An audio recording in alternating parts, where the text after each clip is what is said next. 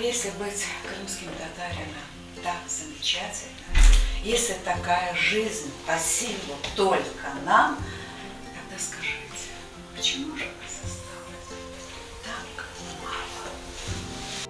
О Бекире Чобанзаде в Крымско-Татарском музее за уходящий год не только много говорили, но и не раз представляли весь его жизненный путь. И сегодня, вновь завершая год, который прошел под знаком этого великого ученого-тюрколога, поэта и просветителя, здесь прочитали лекцию о его деятельности.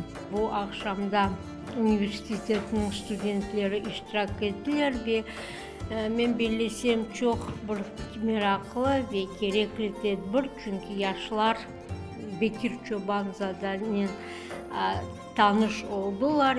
В этом году отмечается 130-летие со дня рождения Бекира Чобанзаде. В Крыму были сняты документальные фильмы, выпущены новые книги и проведены памятные мероприятия.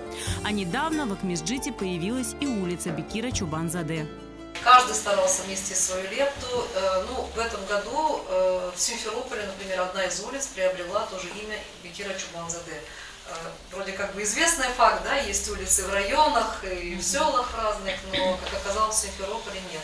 И еще достаточно знаменательное событие, на мой взгляд, ну и не только на мой, что в Симферополе появилась памятная табличка, памятная доска на здании Института филологии Крымского федерального университета имени Вернадского, всем известного на улице Ленина.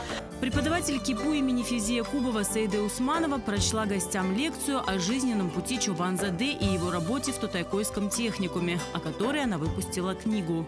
Это легендарная личность, что о ней надо говорить, продолжать открывать новые какие-то вехи в его жизни, в его творчестве и продолжать писать, конечно, научные изыскания. Здесь поле деятельности огромное.